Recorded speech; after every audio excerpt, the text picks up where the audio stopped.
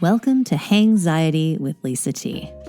I'm so glad you are joining me on my morning anti-anxiety routine as I dissect whatever issues or news stories from around the world and in space happen to be inhabiting my brain on that particular day.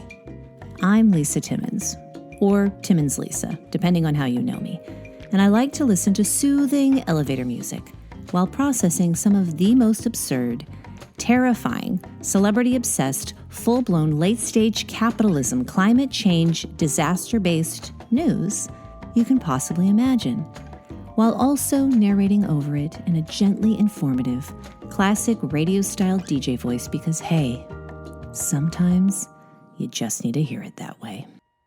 Hello and welcome to Hangxiety with Lisa T. I'm your host, Lisa Timmons, and it is Friday, my dears. Let me just run through my top stories and let you know what we're going to be chatting about on today's episode.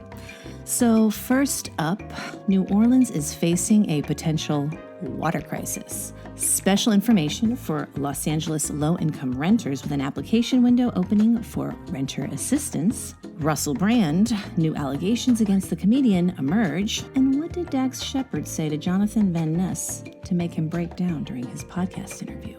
Spooky movie and TV recommendations with Halloween approaching. I have to. And what's the latest with those tiny mummified bodies from Peru? And what's NASA been up to behind closed doors with Congress this past week? Find out all these stories and a little bit more on today's episode of Hangxiety with Lisa T. Okay, guys, we are going to start the show with me getting into a little bit of my morning anti-anxiety routine. Well, here's what happened. The day that I was supposed to write and record my episode, Thursday, I like to see if I can just knock everything out, have everything ready to go so that it's scheduled for Friday morning. Well, this could be TMI, and that's fine if you want to skip ahead, but I am a 43-year-old woman who still menstruates. And yesterday was a doozy. Oh my gosh. I could not move. It was insane. I actually called my mom today to say, hey, I have a question. What happened during your periods when you were 43? Anything like this? And she was like, oh, wow, yes, this sounds very familiar. So guys, the reality of, the limitations of my body hit me from time to time, because sometimes people say things to me like, oh, you look so young, you don't look 43, but the stuff inside me knows it's 43, and sometimes I feel it, so I can't. It's not a superficial thing. It is genuinely just what's going on in my body thing. And this is a topic that I just haven't been clued in on it because it didn't really, it wasn't on my radar, but perimenopause, the period of time, where a woman starts to enter into her last menstrual cycles of her life. And, it varies so much by person. But guys, perimenopause, I just don't know that I know enough about it. Get ready, because you're going to find that it's one of the topics that I'm falling into a rabbit hole don't know. We're ending it on a preposition, and my confidence in the preposition is very low, very low. But anyways, I just am realizing my body's changing and just learning that I have to be more tuned into my energy levels and realistic about my energy levels. And that reminds me of this thing I saw this week that I absolutely loved, which was the Lazyness Festival in Montenegro. There, I saw a clip, I think it was on Instagram, of a young woman who was laying down on a mattress. There's a room with a bunch of people in mattresses, and apparently there was a contest at this festival where whoever can lay down for the longest wins a prize, a cash prize. And they interviewed a woman who had been laying down for 34 days. And I thought to myself, I could lay down for 34 days and be very happy. And, it made me think about the idea of laziness, this concept of laziness and capitalism, and how this author, I'd like to make a recommendation to you, Devin Price, Oh my gosh, excuse me. That was my smoothie from earlier. No one needs to hear this. I'm editing that out. But Devin Price wrote a book called Laziness Does Not Exist. And it's the whole concept behind the book is as described in this blurb that I believe was on MTR that I snatched for you guys. A great description. It says, reframing the concept of lazy. Instead of viewing laziness as something we need to fix or overcome with caffeine or longer work hours, social psychologist Devin Price says to think of laziness as a sign you probably need a break. Now, full disclosure, I will say I haven't read this book of theirs, but I believe the title of the book that I have read by Devin Price is about unmasking and autism, and I loved it. Absolutely loved the book and highly recommend it. And I think this book on laziness, this idea of what laziness is, I remember in my family, this term we use a lot is veg out. And I remember, my dad, especially after working long hours, flying as a pilot, would come home and just take naps. And like cats and, how dogs, and thinking about, you're running around all the time and we never slow down, guys. And so I really love the idea of naps and taking breaks and reframing laziness. I think it's very healthy, a healthy mindset. And, I also brings me into a conversation about something I use a lot for anti-anxiety purposes is cannabis. And I find that flower usually is the best for me for stomach issues, for anything body pain related. That is very effective. And I don't need a lot. I can microdose throughout the day and just feel very calm, and I don't get distracted. I'm able to focus. And something I find very interesting, it actually has helped me to be more productive. And it's so interesting because it completely goes against the stereotype. And I find it so funny because this is all anecdotal and this is just my personal experience. I don't have any scientific claims to back this up, but I believe that if someone is smoking cannabis and you feel so quote unquote lazy and you don't want to get off the couch after you do it, I don't feel that the cannabis maybe necessarily is the thing making you sleepy. For me, what I feel anecdotally to be happening is that when you smoke, this ability to quote unquote push through to ignore your basic human needs gets turned off. And you're suddenly very aware of how tired and exhausted you are. Or you're suddenly very aware of, maybe how hungry you are. I don't know how the munchies works, but I feel like in many ways you, at least with the energy levels thing, with the sleepiness, I really do think that it's really just that most people aren't ready to feel as tired as they are, because it's very scary to recognize how much rest you actually need. Something got caught in my throat. But yes, that is just my 2 cents on that, guys. And with that said, I'd like to segue into some actual news if you're ready for it. Anyways, so the first topic is this water situation in New Orleans. Okay, so not even 20 years after the devastation of Hurricane Katrina, New Orleans appears to be on the brink of a new climate catastrophe in the form of a water crisis that could affect at least 1 million people living there. After a summer of one climate disaster after another, from the multitudes of train derailments across the country that have left a wake of ecological and human wreckage in its path, including East Palestine, Ohio, for example, to the orange skies of a New York City affected by the raging wildfires in Canada. The North American continent has proven a lack of invincibility in this growing climate change debacle. The latest domestic climate concern to make headlines is whether or not droughts have left the Mississippi River at a low enough level to allow the salty Gulf of Mexico water to infiltrate the fresh water flow, creating undrinkable water conditions for the city of New Orleans. Last Monday, Louisiana Governor John Bel Edwards requested that President Biden make an emergency declaration for 4 parishes: Plaquemines, I think it's Plaquemines, St. Bernard, Jefferson, and Orleans. This came along with a request from New Orleans Mayor LaToya Cantrell for the same. On Wednesday, President Biden responded positively by approving the emergency declaration to try and help prevent a saltwater intrusion. A news release from the White House clarifies that this approval from the president effectively authorizes FEMA, the Federal Emergency Management Agency, to identify, mobilize, and provide at its discretion equipment and resources necessary to alleviate the impacts of the emergency.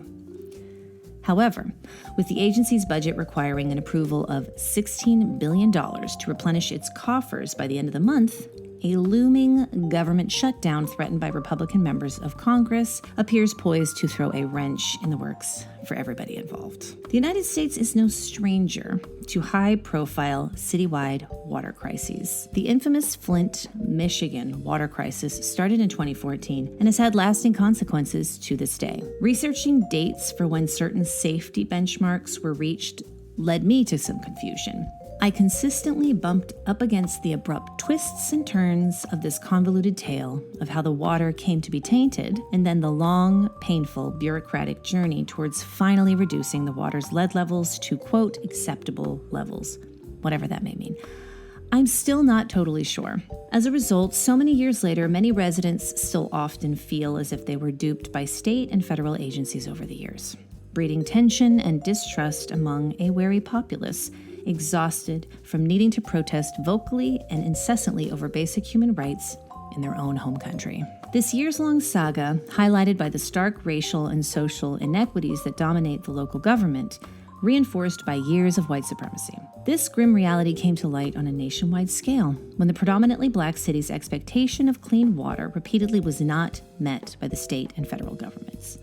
By allowing the situation to drag on for as long as it did, a clear message was sent to those low-income black communities across the country of just how little their lives are valued by those governments. With New Orleans facing a water crisis, it's only a matter of time when, and not if, the next water crisis in the United States emerges. At least by declaring a federal emergency, we can hope that New Orleans may avoid a similar long-term fight for clean water. But at what point will corporations cease to be given priority over human beings when it comes to water rights?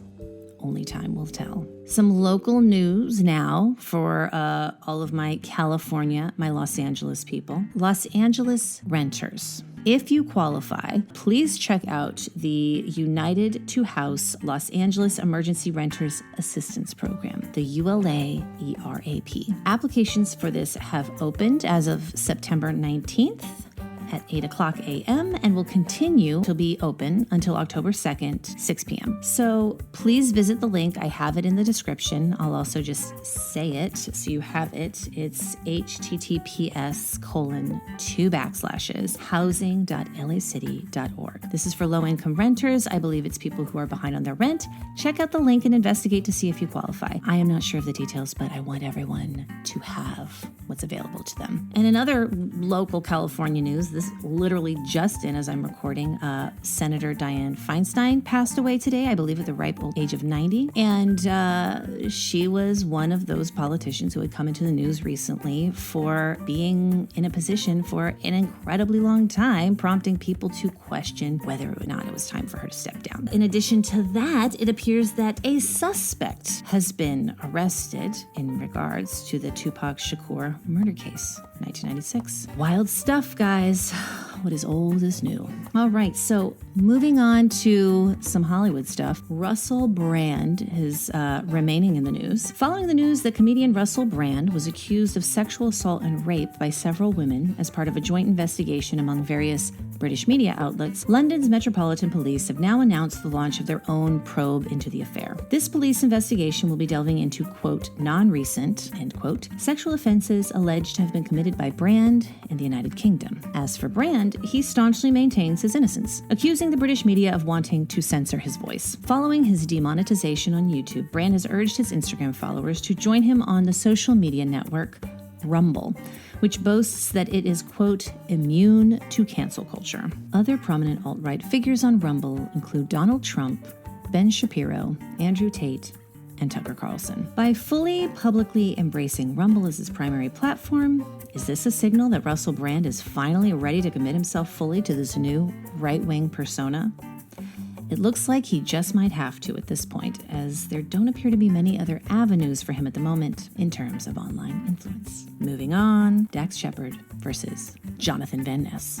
It looks like yet another member of Ashton Kutcher's contemporaries appears to have found themselves in an online kerfuffle. When Queer Eye for the Straight Guy star Jonathan Van Ness joined Shepard as an interview guest on Shepard's podcast, Armchair Expert, Van Ness broke into tears after a nearly 25-minute back and forth with Shepard on the issue of gender-affirming care. Van Ness said on the podcast, "I could just cry because I'm so tired of having to fight for little kids because they just want to be included. I wish that people were as passionate about little kids being able to be included or grow up as they were about fictitious women's fairness in sports. I have to tell you, I'm very tired." As for Shepard, he said to Van Ness, "I think to say that someone can't question without threatening to take someone's rights away to explore these things. Some people are very uncomfortable about teenagers transitioning. They're challenging that. How do we know that the person's not going to change their mind?" It should be noted that Shepard has himself engaged in his own gender-affirming cosmetic enhancements over the years. The podcast host has admitted to using injections in his scalp during an interview of his longtime friend Ashton Kutcher, who in turn admitted to using Propecia in the past in an attempt to stave off hair loss. While Shepard hasn't publicly spoken on the subject, much online speculation has been made as a result of his enhanced facial features over the years, prompting rumors of filler usage in his face as well as possible eye surgeries. One might argue that the hormonal imbalances and impulsive decisions characterized by cis-hetero men experiencing a midlife crisis might be equal to that of a teenager exploring their gender expression and development. And perhaps space should be made for both to do as much exploring as they need to do. Well, those are just my 2 cents. But with Halloween upon us and my alien fixation in high gear, I now present to you 2 spooky movie and TV miniseries recommendations. And now on to my spooky movie recommendation. No One Will Save You is now streaming on Hulu, and it stars Caitlin Dever as a young woman living alone in her house. Here is a description of the movie I found online. A home invasion thriller with an extraterrestrial twist, No One Will Save You serves up more genre fun from writer-director Brian Duffield and proves Caitlin Dever doesn't need much dialogue to command the screen. And certainly, she doesn't. I don't think she spoke maybe a word or 2. The setting is gorgeous. It reminded me of where my family is in Savannah, Georgia. In fact, this movie is in New Orleans. That's where they shot it.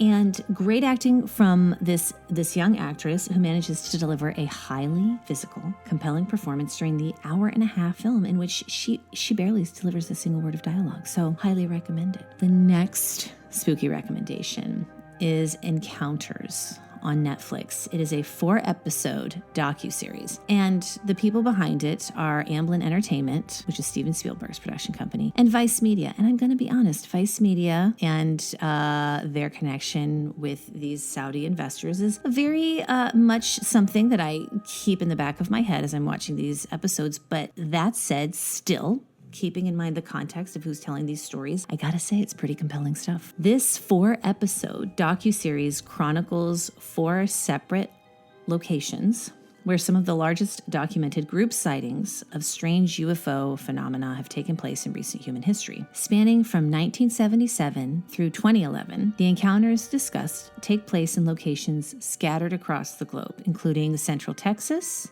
Zimbabwe in Africa, Wales in the United Kingdom, and Fukushima in Japan. Each episode focuses on a single location where these encounters were recorded to have taken place. I encourage you to watch each episode yourself with an open mind. But full disclosure, as someone who is already deeply interested in the subject matter, I was, of course, delighted to see the topic of UFO phenomena treated as seriously as any other documentary topic. For me, in particular, the Texas case felt very credible, as there was very compelling corresponding radar information from the FAA that corroborated several eyewitness accounts. I also found it very interesting that after this case, the FAA stopped making such information available to civilians. So one of my big takeaways from this series was just the shock of having this subject being treated with any level of respect. I was very pleasantly surprised to find this documentary treating this subject matter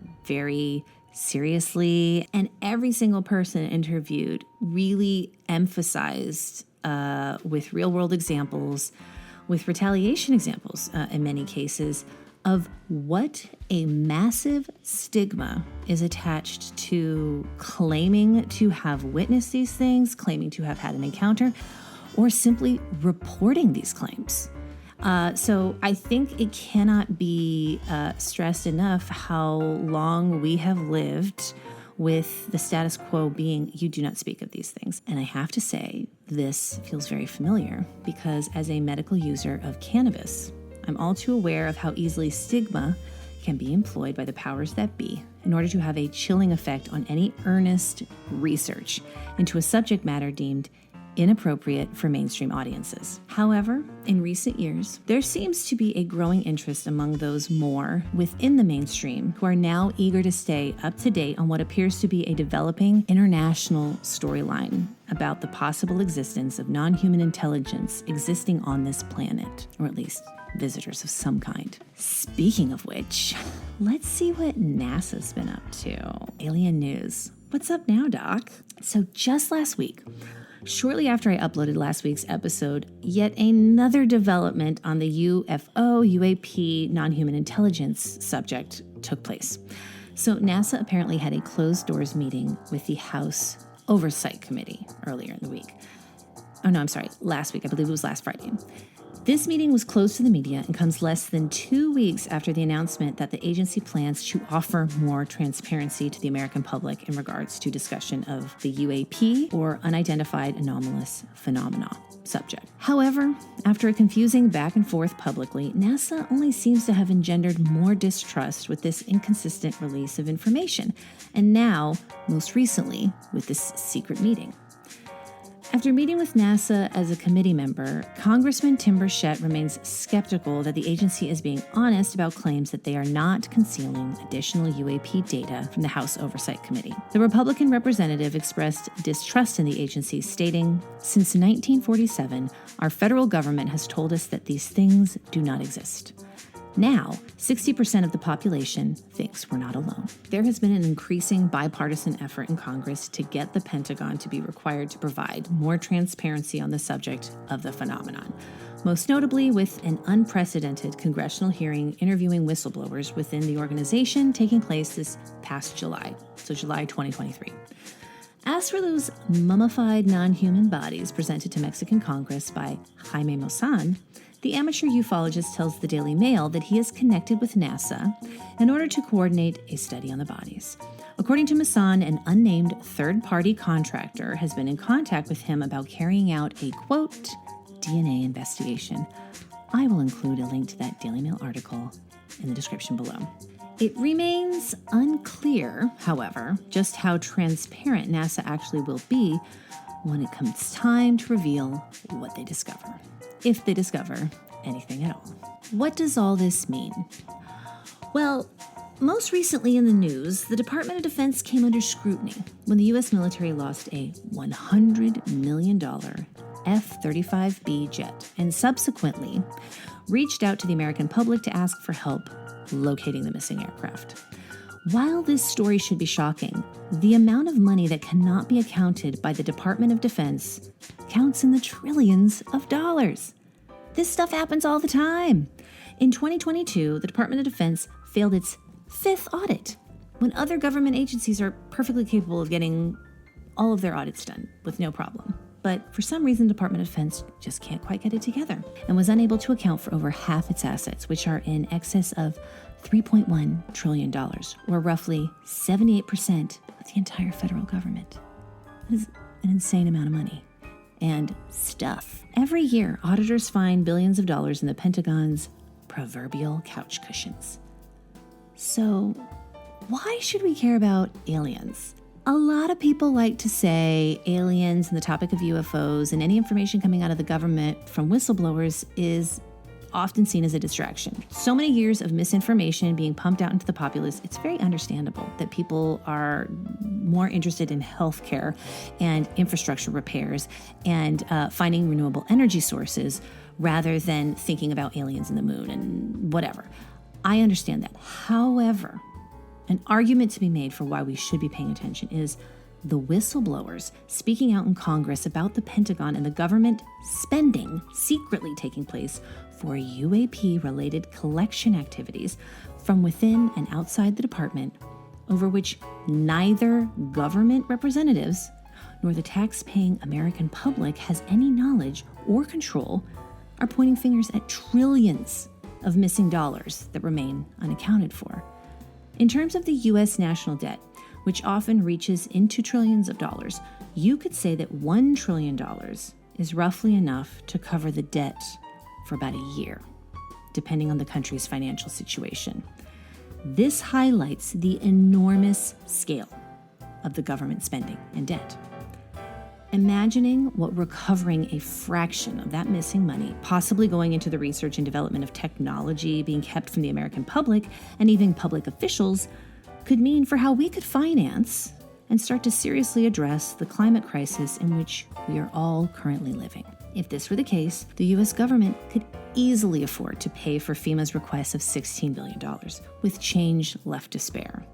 How much of our money is being secretly tucked away from us that could be better spent investing in an infrastructure leading us to a more sustainable future on this planet? Maybe these types of investigations, exploring what appears to be visiting us in the sky, can provide some answers for how we can find the resources to finance the changes we need to make in order to survive as a species. And did I happen to mention what the message was from the Aliens and the Encounters episode, in which over 60 children in Zimbabwe claim to have witnessed a spaceship descend with foreign visitors? The children claim that the beings told them telepathically that they needed to, quote, take care of the environment and not to rely too heavily on technology.